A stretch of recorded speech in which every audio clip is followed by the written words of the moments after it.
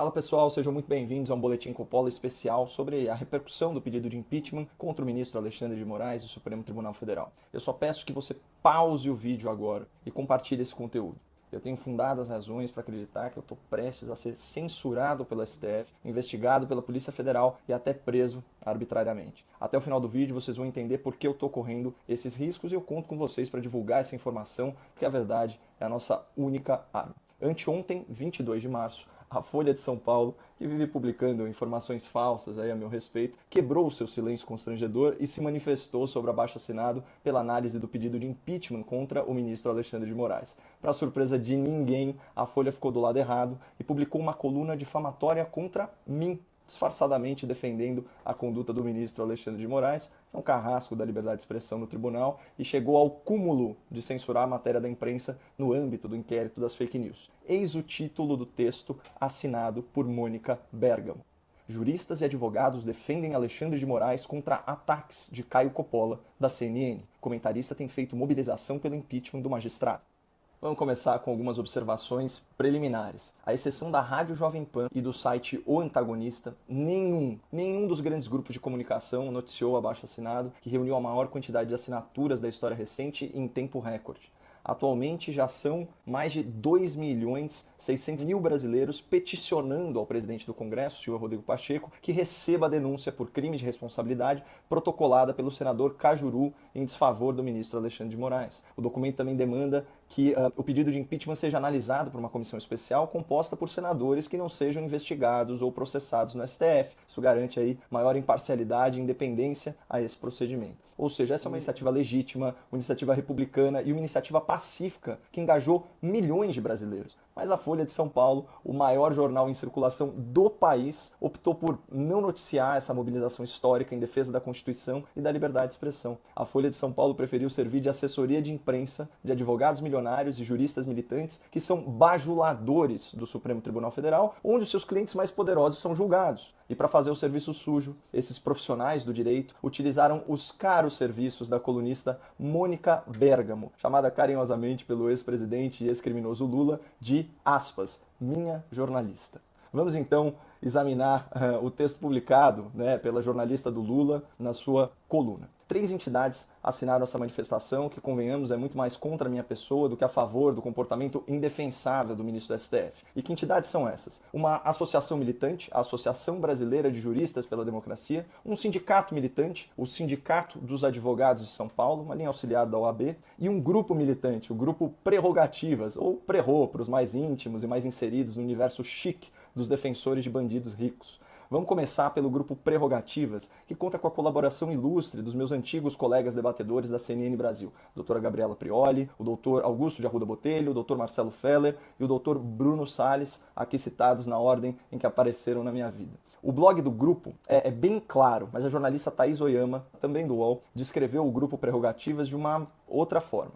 Quase todos eles têm clientes pendurados na Lava Jato. Portanto, o grupo Prerrogativas é essencialmente formado por advogados progressistas que atendem corruptos milionários. O que não é ilegal, mas coloca essa turma toda contra mim, porque eu sou um defensor da Operação Lava Jato, um divulgador do combate à corrupção e um crítico feroz da impunidade penal. Não tem jeito, pessoal. Para um advogado de corrupto, eu sempre vou ser uma pedra no sapato, porque eu conscientizo a opinião pública sobre as vantagens que a lei e os tribunais oferecem aos criminosos. Mas vamos para a próxima entidade que assina esse documento de veemente repúdio à minha pessoa, que é o Sindicato dos Advogados de São Paulo, o SASP. Esse sindicato é como se fosse um puxadinho radicalizado da OAB. Vejam como eles próprios se descrevem em seu site oficial. Aspas, uma ampla união de advogados com o objetivo central de resistência ao projeto neoliberal que se legitime pela justiça social. Mas entre os meus detratores, a entidade mais partidarizada de todas é a tal Associação Brasileira de Juristas pela Democracia, ABJD, que nasceu de uma frente de juristas formada para denunciar o golpe, ou seja, o impeachment constitucional da senhora Dilma Rousseff, reconhecido pelo próprio STF. Vejam esses trechos de uma nota oficial publicada por essa associação. Perceberam o perfil de quem me ataca gratuitamente, de quem se opõe ao abaixo-assinado pela análise do pedido de impeachment contra o ministro do STF? Resumindo, a gente tem a jornalista queridinha do Lula, num jornal militante, divulgando uma manifestação assinada por um grupo de advogados progressistas que presta serviço a corruptos milionários da Lava Jato. por um sindicato formado com o ideal de resistência ao liberalismo e por uma associação que se formou como um braço do governo petista no universo do direito. Ou seja, essa manifestação contra mim e contra o nosso abaixo-assinado é nitidamente política, não devia ter nenhuma credibilidade jurídica.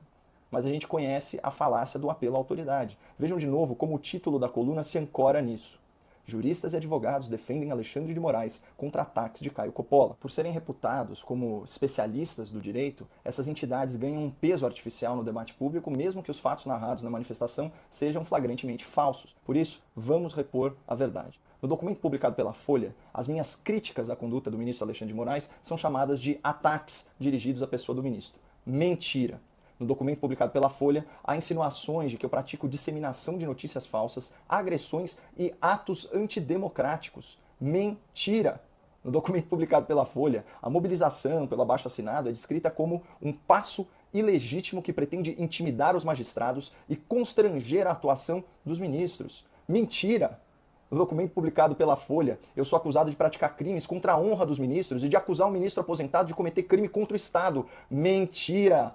No documento publicado pela Folha, a minha atuação pessoal é descrita como parte de movimento orquestrado por forças que objetivam a desestabilização institucional do país. Mentira! O abaixo-assinado é de autoria exclusiva minha iniciativa. E o senador Cajuru já confirmou publicamente esse fato. E nesse documento publicado pela Folha, eu sou acusado de abusar ilicitamente da minha liberdade de expressão a serviço da desordem anárquica, estimulando uma trilha golpista e pregando a debilitação ou a eliminação das instituições do Estado. Mentira! Uma mentira deslavada, inclusive está escrito no item 4 do abaixo-assinado, que eu leio aqui para vocês. Os signatários desse abaixo-assinado também reiteram seu apreço e apoio à democracia, ao Estado de Direito e às instituições republicanas, que, longevas e permanentes, não se podem confundir com o caráter e o comportamento daqueles que as ocupam temporariamente. Percebam a quantidade de mentiras que a Folha de São Paulo veiculou a meu respeito, usando como pretexto a publicação dessa manifestação militante. Se a senhora Mônica Bergamo tiver um pinguinho de decência jornalística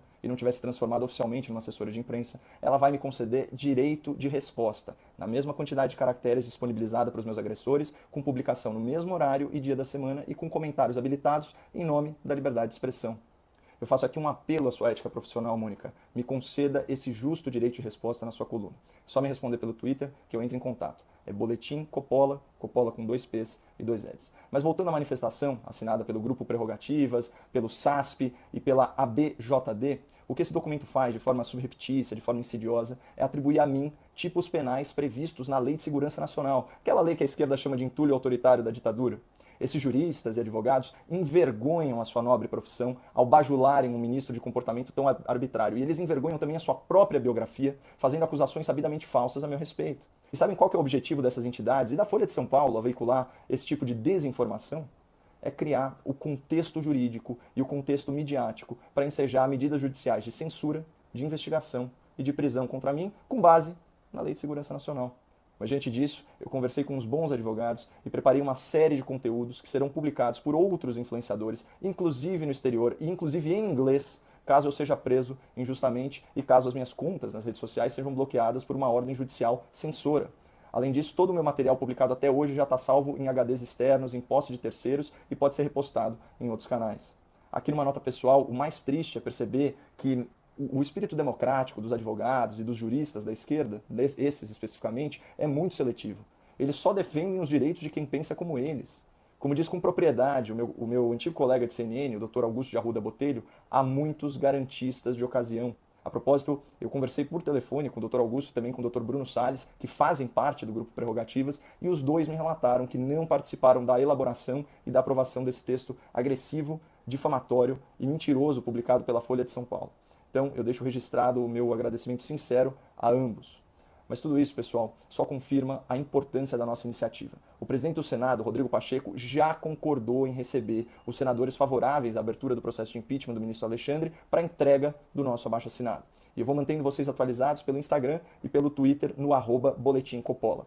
Mais uma vez, eu reforço o pedido para que você compartilhe esse vídeo antes que aconteça alguma coisa.